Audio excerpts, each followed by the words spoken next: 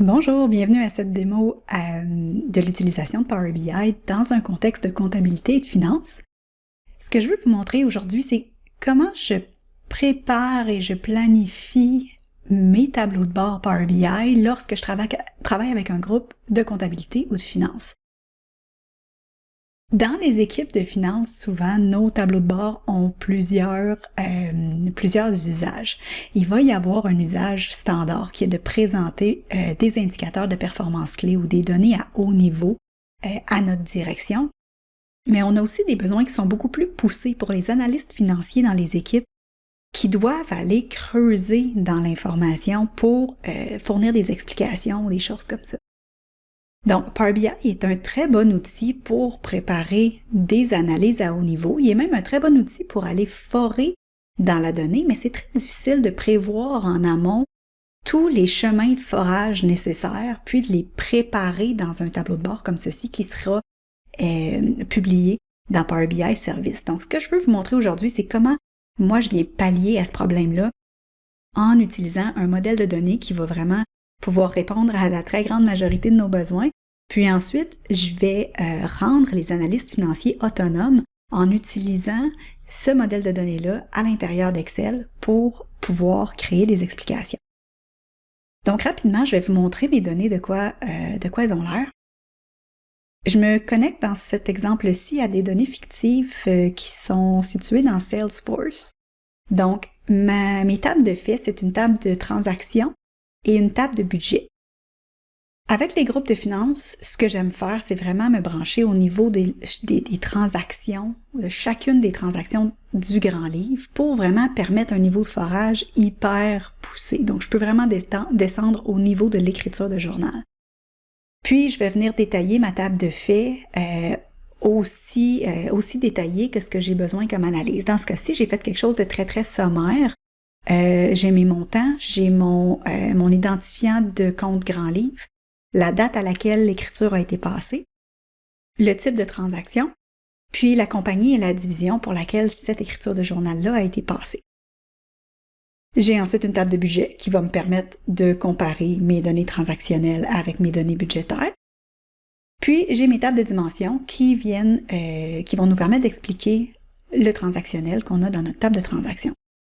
La seule chose que j'ai faite manuellement à l'intérieur de Power Query, parce que vous voyez que chacune de mes requêtes est plutôt épurée, là, mes données sont très propres à l'intérieur de Salesforce, donc j'ai pas eu besoin de faire des transformations de données avancées.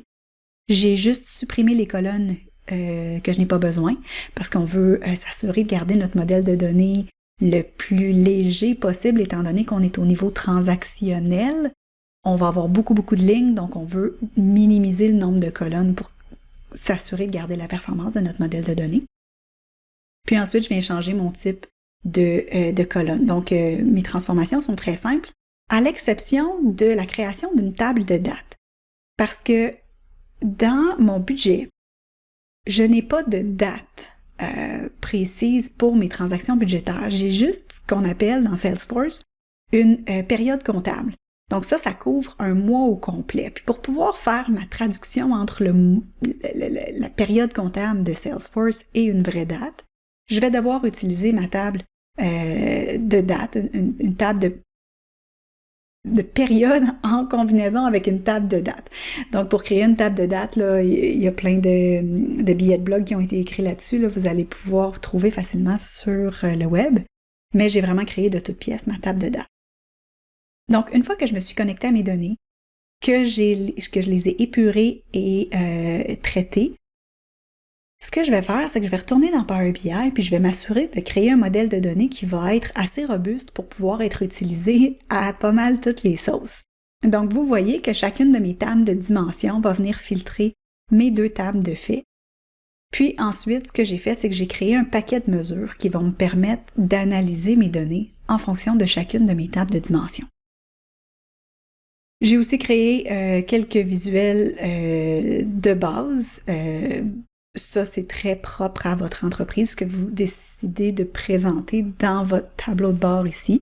J'ai créé quelques segments aussi qui me permettaient de modifier ce que je présente comme information. Puis j'ai aussi créé un petit modèle d'état financier, juste pour vous montrer que c'est possible de le faire, de vraiment créer un état financier, autant un bilan qu'un état des résultats à l'intérieur de Power BI. J'ai mon détail de mes actifs, passifs, capital, de mes revenus, dépenses pour arriver au profit ou à la perte. Puis j'ai aussi préparé un petit visuel qui vient exploser mes dépenses selon si c'est des frais directs. Puis si j'explose, par exemple, mes frais de marketing, ben, je suis capable de voir qu'à l'intérieur de marketing, j'ai des frais de représentation, du développement des affaires et ainsi de suite.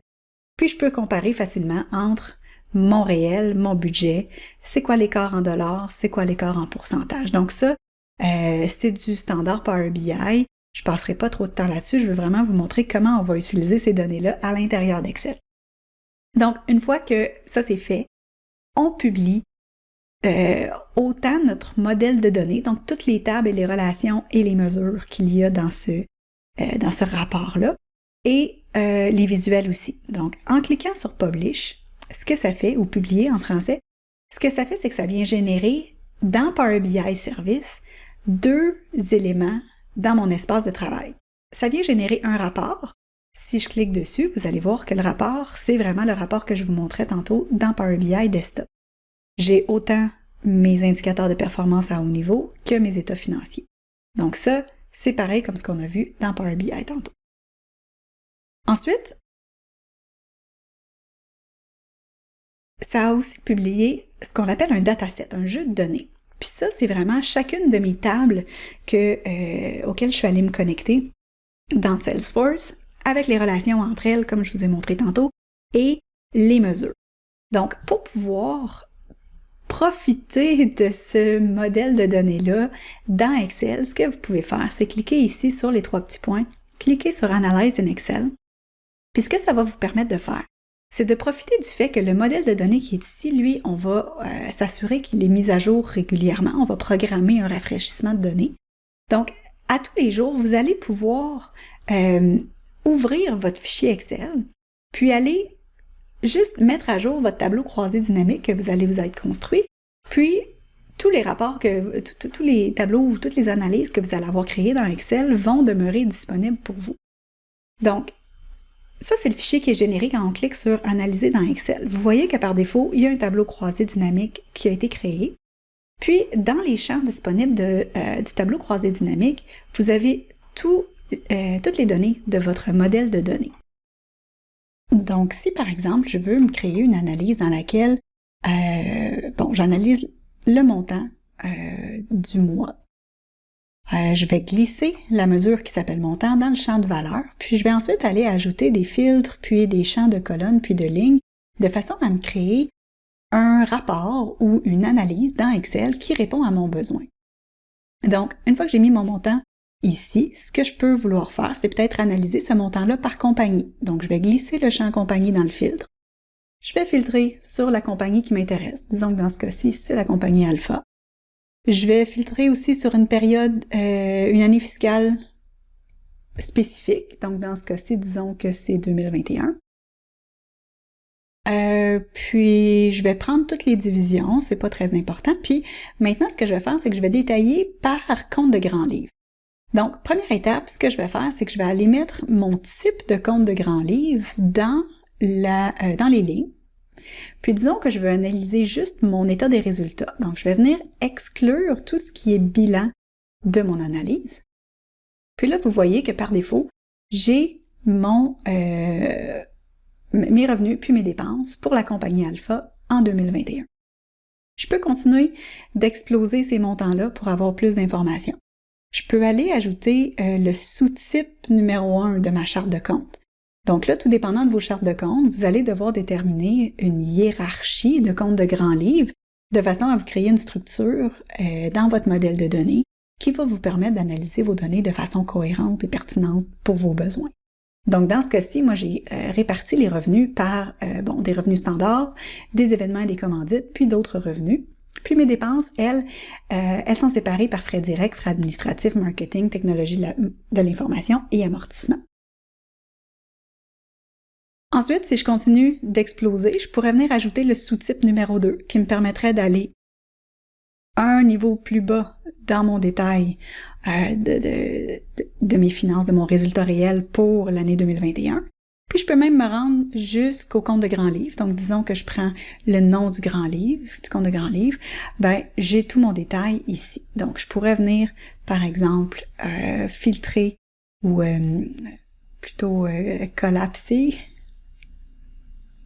minimiser, voilà, les champs qui ne m'intéressent pas toujours, puis je pourrais de temps en temps venir exploser ou minimiser chacune des catégories de dépenses comme ça. Je pourrais aussi venir ajouter mes mois en colonnes, de façon à avoir un aperçu de comment ça se comporte dans le temps. Donc, je vais aller mettre ma période fiscale en colonne, de façon à voir mes revenus et mes dépenses évoluer dans le temps. Une fois que vous avez construit le tableau croisé dynamique qui vous sera pertinent dans vos analyses, vous pouvez l'enregistrer et à chaque fois que vous allez l'ouvrir, tout ce que vous avez à faire, c'est de cliquer sur « Rafraîchir tout », puis ce que ça va faire, c'est que ça va aller se rafraîchir sur votre modèle de données qui se retrouve dans Power BI Service, qui lui va être mis à jour périodiquement, puis automatiquement, vos analyses vont être mises à jour et vous venez de vous sauver un temps fou, plus besoin de faire des extractions de votre système comptable pour pouvoir remettre à jour vos analyses. Plus besoin de faire des copier-coller, des transformations de données. Les données sont déjà toutes traitées dans votre modèle de données, directement dans Power BI Service, puis ils sont prêtes pour vous, pour vos analyses.